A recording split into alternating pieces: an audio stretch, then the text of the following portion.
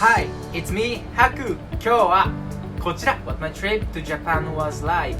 日本に英語はないから多分すっごい大変な思いしたと思う。それではこの動画をチェックしていこう。 In October, I went on the first vacation I've been on with my family in years. My dad works super hard all the time, so normally it would be either my brother, mom, and me, or just me and my mom, and even those vacations became pretty sparse. It's been over 10 years since we've all had a family vacation, and all of a sudden we have a week to be squished together in a foreign country. So how'd this one go?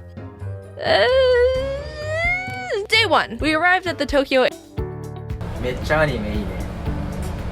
airport after a nice and easy 11-hour flight and got off the plane like, wow, I can't believe we finally made it. We've been planning and looking forward to this trip for almost a year, and it's finally happening.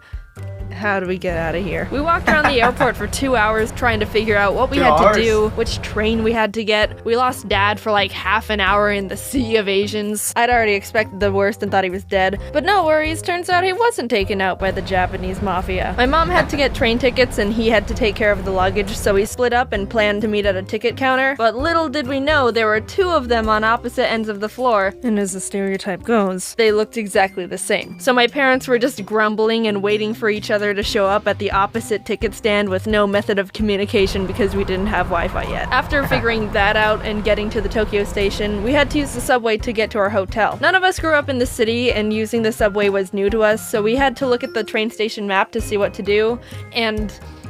Is this the Windows 98 pipe screensaver? What is this? Props to people who use the Metro daily or even just know how to figure that stuff out, because that's like a whole Bill Gates secret code, and the consequence of making a mistake is paying to be plopped in an area you never wanted to be at in the first place.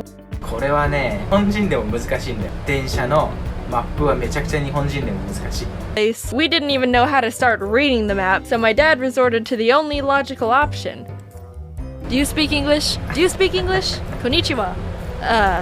Please, help us. 英語話せるわけねえじゃねえか、外人のバカ。迷子になれ。かわいそう。 A good 90% of the time we were lost and not knowing where to go, so my dad would keep walking up to random Japanese people and trying to communicate with them in English, even though we were in a country that doesn't speak English. And when they obviously wouldn't understand, he would just try to say it all again, but slower, like that was gonna make a difference. But we found a guy named Paul who helped us out. Thank you, Paul. Konnichiwa. Japan is super different from the States. I didn't really know what to expect, but my mom and I were super hyped after experiencing and learning about the culture. Dad and Jax, not so much, but they like the food. So here's what happened. First morning, woke up early to do a Tokyo bus tour. This time, after our best friend Paul taught us the ropes, we were experts at navigating the subway. We got on the wrong train. We stopped at a cafe for breakfast, and it was at that point where I realized I wasn't going to be able to use the image translation app I downloaded to try and make communication easier while we were there. It would have been super awesome to just hover the camera over the Japanese symbols and have the phone immediately be like, hey, this is what this says. But it wasn't working the way I thought it would. I don't speak Japanese, but I'm pretty sure they weren't selling a surprised egg topped with the first time in fabric. His wife. I don't think that's a thing. Who married an egg and why is she so surprised? The tour was fun. We went to a forest with some shrines, saw some sumo wrestlers, went up the Tokyo Tower. Pretty cool Asian stuff. Second day, we walked on Japan's big famous crosswalk that looks like the B-movie's traffic system. Pressed F for the dog that waited 9 years for his dead owner to return from the train station. I love you, Hachiko. Went to a hedgehog cafe. Got on the wrong train. Mega Donaki! Spent way too much money at the Pokemon Center. Won nothing at a big arcade. And then collapsed into bed.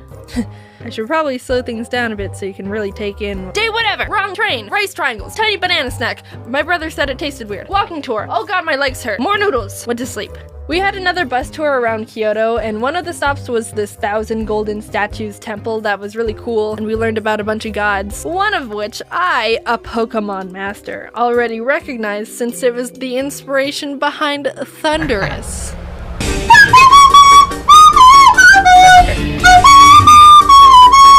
Another one of the stops on the bus tour was this temple called Kiyomizu-dera. And there's a whole backstory to this place where some people would do this thing called taking the plunge, which was seen as a bold and desperate, extreme wish-making act. So it's simple. What you do is jump off the 43-foot temple balcony and not die. That's literally it. I'm not joking. In the Edo period, people believed that if they put their lives in the hands of Kannon, the god of mercy, you'd be granted a wish, given you don't die. because he doesn't give wishes to corpses. During that time, 200 people jumped and 85% of them survived, which I'd say is actually a pretty good ratio. One woman apparently even jumped twice. Hey, my wish didn't come true. Well, I guess I jump again. Well, they don't let you do that anymore, which I think is fair, I guess. Anyway, that wasn't even where I was going with that place. There's this little shrine area at the foot of the temple with 3 waterfalls, each representing either longer life, wisdom, or love. And if you drink from one of them, it's believed that you'd be granted that particular category in life. But you only get 1 drink. Thirsty hoe. So I go up there with my long cup on a stick you get, and was watching what everyone else was doing. They would get the water in the cup, wash one hand at a time, then pour some water into one hand to drink from, and let the rest drip into the pool below. Anyway, cutting to the chase, basically, you're in the presence of some pretty intense wisdom right now. Also, there wasn't any place to dry your hands afterwards, so I got wisdom water all over my pants. After that, we saw the 1,000 red gates. You're allowed to walk under them, but apparently it takes like 3 hours to get through them all, and we didn't have that time, so we walked under like 10 and called it a day. After waking up with some French toast that was lightly dusted with a pound of sugar, my mom and I went to the Studio Ghibli Museum. I can't express how incredible that place was. I would recommend it to anyone who has an appreciation for Ghibli, or animation, or art, or anything. I'd show you how mesmerizing it is in there, but there's no filming or photos allowed inside, so no spoilers here. I'm a child of the law. But I did snag this picture of the kids' play area because I thought it was adorable, and sometimes you just gotta break the rules when it's important, okay? We went to a conveyor belt sushi place, and Mom had never been to one before, so she got overwhelmed and just immediately grabbed like 5 random things. I've been to one once before, but my skills aren't anywhere near coordinated, so when I tried to put the wasabi bowl back, I ended up clogging a bunch of plates and ruining a section of the sushi harmony and just being really obnoxious, and I felt really bad. The next day we almost got on the wrong train. The wisdom juice is kicking in. We went to this famous Sega arcade with 8 floors. That was immensely intimidating. You know how you go to an arcade and there's always some Asian kid who's an absolute god at a game, and there's a little crowd watching because it's so mesmerizing and we're all pathetic? This is their hive. This is the enlightenment mountain they climb for 80 years and consume nothing but tears of tigers. Car racing, combat games, even the children were getting spit out the womb playing like monks. Look at this guy. I don't know what game this is or the objective here, but the aura around him is screaming, "Leave here and never come back! Unworthy rat!" We were also introduced to this dance game I've never seen before called ああいうゲームはね、俺たち日本人でもすごいなって思う。あんまりやってる人は多くないからすごいよね。Dance Rush Stardom. It's like DDR, but with less arrows and 100% more late 90s Melbourne shuffling. My brother and I tried to play it, and it felt like the whole country was like, oh god, why are they here? They look Asian, but they're white as crackers. But we got a good kick out of it, so you know what, go konnichiwa yourself. Then we left and got on the wrong train. For the last night, we went to this robot show, and let me tell you, this place is insane. So the main attractions of the place are these giant flashy robots and stuff. But I gotta talk about these drinks and light bulbs they were selling. They were crazy with all their blinking colors and such. It was like a little rave in a cup. Like, dude, who comes up with this stuff? Benjamin Franklin wishes he did, I'll tell you that. You got to choose.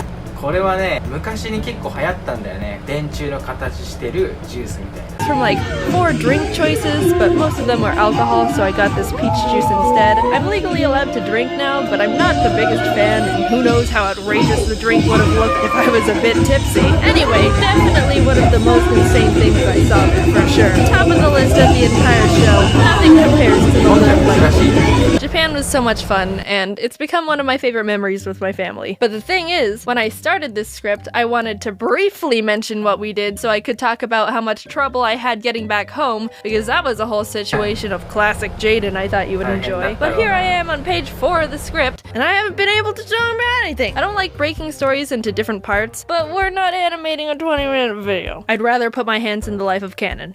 Twice. So yeah, see you in a few weeks with that.